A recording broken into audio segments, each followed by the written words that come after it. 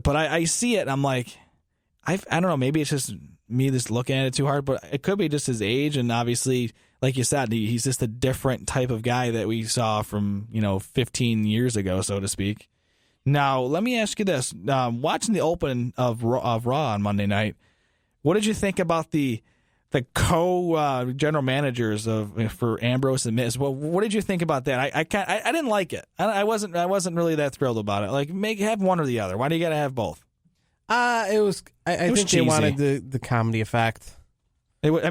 Dean. Hey, a lot of folks give. I'm looking at the internet wrestling community. Dean Ambrose gets talkers. The Miz and Dean Ambrose are the two best talkers on that show. You know what's funny too, and to your point, Dean Ambrose. You and I are in agreement. He's one of the best talkers in the business. Mm-hmm. But a lot of the folks in the quote unquote internet wrestling community think he's awful on the mic. I don't see it. I think he's fantastic. I think he's.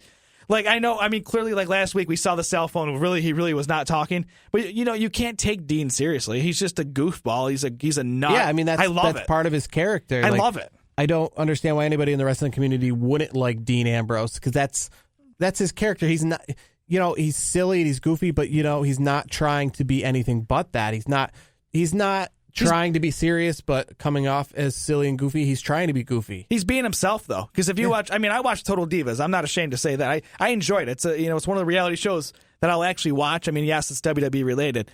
But seeing how he is, like, out of the ring and kind of out of the business, so to speak, he's the same way. Like, that's why I buy into what he is, because that's just Dean Ambrose. He's just got that I don't care. Yeah, he's just going to do fun. what I want to do, and that's what made Dean. That's why he's so popular. That's why he's in WWE. That's why he's good as he is. That's why he's made as far as he is. Because if you watch that podcast that he did with Stone Cold Steve Austin, it was kind of the same way. He wasn't one of these hardcore regimented. I followed this training. He said, I heard there was an opening for wrestling in Ohio or somewhere else. Yep. I just drove. I just did it. They said, we didn't like you. Maybe come back tomorrow. I came back tomorrow. Like, he's just resilient. Just continues to just be himself. He's hungry.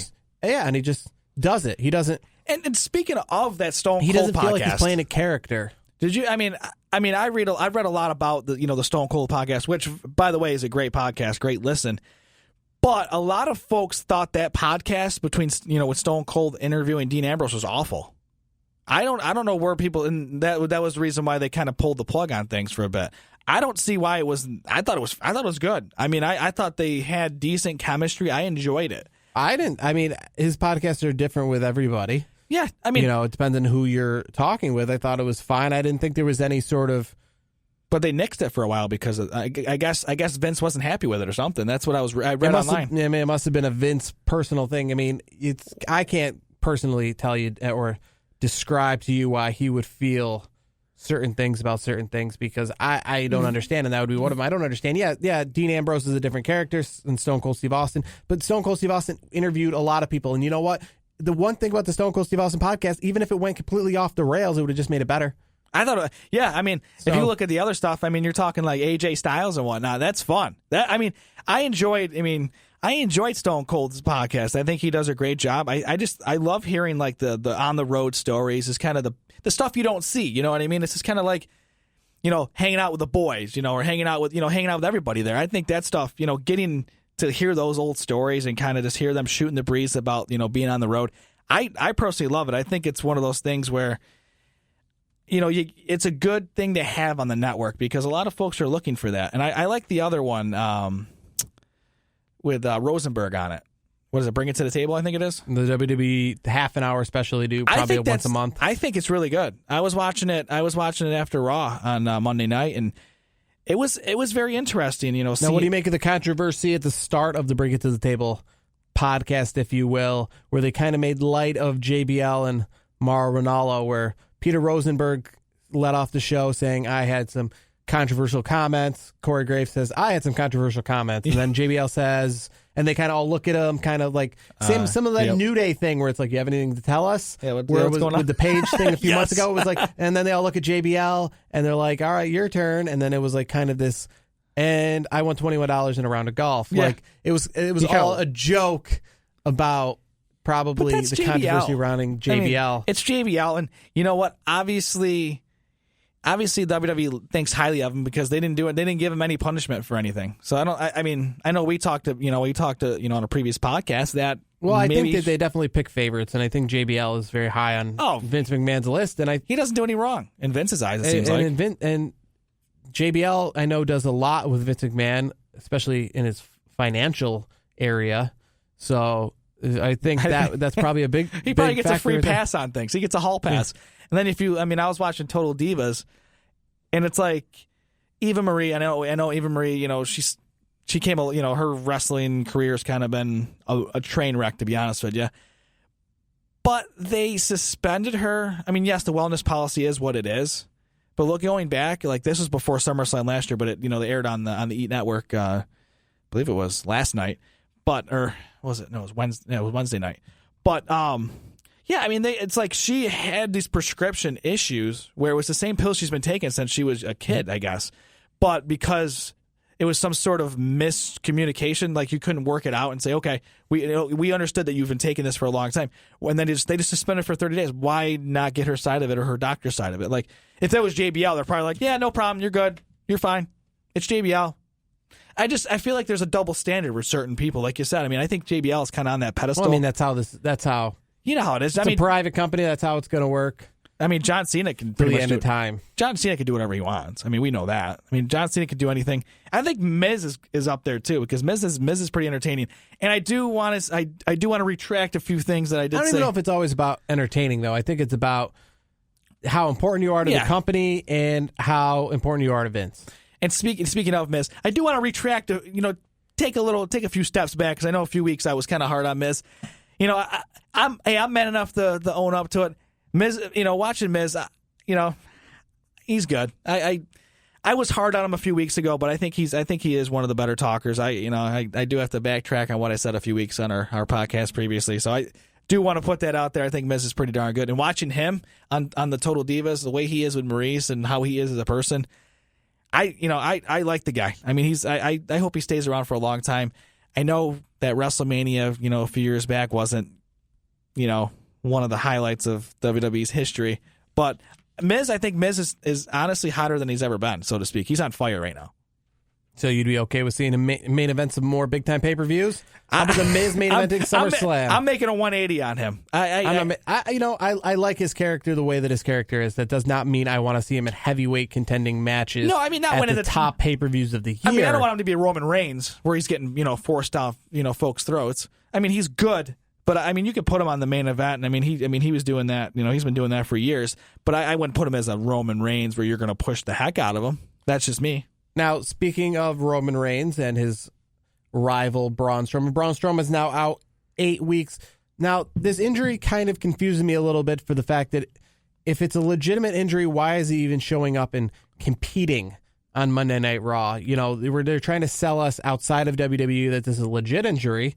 And then in WWE, he's actually in now, while it's not grand competition, you don't see this happen from anybody else. When John Cena was out on injury, for example, you didn't see him come back and kind of, except for maybe when he came back, when it was a few months after and he was starting to heal. But, when John Cena broke his arm, you didn't see him the next Monday night out on Raw with like a cast. No, you didn't. You didn't. And so how weird. Legit, I know it's an injury from what I've been told, that is going to be one that leads to surgery. So what I think is it's not so much as an injury, it's kind of like a nagging injury in the sense of it's going to be, he'll be out of action more as soon as the surgery happens. Right now it's kind of like a soreness. Yeah, that's the thing though. Like why, I mean, I understand why they brought him in. I think it was because they wanted to, okay, he's slightly injured or something. And, Roman Reigns comes out and totally just destroys that injury and makes it worse. So I could see why WWE, set it up the way they did. So maybe it's like, okay, Roman Reigns is putting him on the shelf for 2 months. That's the only reality to it. I mean, do we really believe that whole Kalisto thing was really going to happen? I mean, I didn't see that happening. I mean, that match was, I had a feeling they almost tipped their hand. I felt like Roman Reigns is going to be there anyway, so. Not even looking at the spoilers, but I had a feeling that Roman Reigns was going to show up because they're going to try to sell Braun's injury because we all knew it was pretty serious, but they're going to push it and they're going to make it look like he hurt himself pretty good. So we're now going to have no ambulance match at the next pay-per-view Extreme Rules, but Braun Strowman could still be in the picture for a match against Brock Lesnar on July the 9th at Great Balls of Fire. Now, what is that going to do for Roman Reigns? Where do you see him now at the next pay-per-view now with Braun Strowman out? That's the million-dollar question. I mean, I'm not sure what they're going to do with him. I mean, where do you put him in that feud? I mean, do you put him in... I mean, where do you put him? That's my problem. I mean, you got this thing going on with, Finn Balor and you got the Miz. You got all these different characters. At this time, I mean, the Braun Strowman injury couldn't have happened at a worse time because that was Roman Reigns' big thing. Like, where do they go from here? I mean, the creative's got to get, quote unquote, creative on this. Where do you see it? Do you see him facing a guy like, do you see him going after like Samoa Joe? I mean, do you go after Finn Balor? I mean, where do you go? Where do you see this going? I don't know where I see this going with Roman Reigns right now because of the fact that you even saw him on Monday Night Raw continuing his rivalry with Braun Strowman. He didn't start a new rivalry with somebody. So I don't know where this is going to go with Roman Reigns. Maybe Roman Reigns takes the month off as well. Who knows? I just don't feel like you could afford to have him have the time off because of the fact that, you have to fill a pay-per-view card. So let me ask you this. I mean, we have Ambrose, we got Rollins, we got Reigns on the same show. When are we going to have a Shield reunion? Do you think that's going to be in the cards? I mean, they're obvious. Why would you bring those three guys onto the same show if you're not going to use them at that point somewhere? Why wouldn't you? I mean, if you split them up, yes, okay. If Ambrose is on SmackDown, you got the two other fellas on Raw. You got them all three on there. I mean, logically speaking, they're going to have. At some point, I feel like they're going to have to use the Shield at some point. Don't you see maybe a little reunion? I mean, not like full blown. They're going back to the Shield and they're going as a unit, not really singles competitors where they are. But I could see them almost like a reunion, so to speak. Don't you think? Maybe it's something against like Samoa Joe, Triple H, maybe something along those lines. I mean, I'm really thinking big picture, maybe, months down the line, but I could see Samoa Joe and Triple H teaming up somewhere down the line, and then who's going to be the other option? You're going to bring Kevin Owens back on Raw? I mean, there's a lot of things you could do there, but there's a lot of things that I feel that could happen between SummerSlam and the next. There's a 6-month period in wrestling. There's WrestleMania to SummerSlam, SummerSlam to WrestleMania, and a lot of stuff I feel happens in the second 6-month period, SummerSlam back to the next WrestleMania. Right now, we're in that, what could happen, talking about all the possibilities. The what ifs. But they're not really doing any of that. Yeah, I think it's in the next 6 months that you say we could see maybe the Shield reunite. And that would be, I just don't see it happening in the next month or two. No, I mean, I think it's going to happen at some point. I wouldn't say it's going to happen anytime in the near future, so to speak. But I mean, why would you bring them on the same show if you're not going to use them in that at some point? You know what I mean? Because everybody knows, every wrestling fan knows. Okay, Ambrose, Rollins, Reigns, same show, and they're not really going after each other. There's no feuds between either the three competitors. It's not like Ambrose is going after Rollins or Reigns is going after Ambrose or any of that. I mean, they're not. They're kind of just doing their own thing. I mean, it wouldn't be. I wouldn't be opposed to it. I mean, I wouldn't say do it on next Monday night show, but I'm saying maybe that's something you do in a couple months. I mean, there's a lot of what ifs, but you have to think they're going to do that at some point. I mean, let's be honest. I think SmackDown is the show right now. I mean, it still is. I mean, Braun Strowman going out, that's going to hurt things, and then that leaves Roman Reigns kind of in limbo, maybe. And if he takes time off, that's going to affect the show even more because he's one of the bigger draws too. So I mean, SmackDown's the place to be right now, according to AJ Styles and looking at the ratings, but. That's going to be tough. I mean, I'm honestly more interested in watching SmackDowns. I mean, I'm more interested in watching Tuesday night than I am on Raw right now. I think it's been like that for a little bit now. But it's worse now. Has been. It's worse though with Roman Reigns possibly not. Who's he going to face? And then you mean Strowman's out? What are you going to do with Reigns? I mean, like you said, maybe he takes time off. That could hurt the product though. I mean, maybe it's time for him to heal. Maybe he's got some injuries, nagging injuries. I think it's time that Monday Night Raw starts to do something with Finn Balor. I agree. I 100% agree.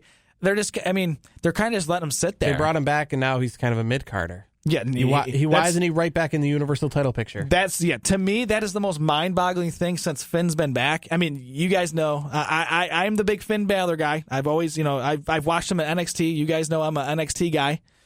And he's got it. You got to put him back. I mean, he never lost his title. He had to relinquish it because he got hurt. So where do we stand on that? He needs to get back on the main And we already know at the next Raw pay-per-view, for the second Raw pay-per-view in a row, the Universal Championship will not be on the line. So, and if we saw the last main event of the last Raw pay-per-view, it was Braun Strowman and Roman Reigns.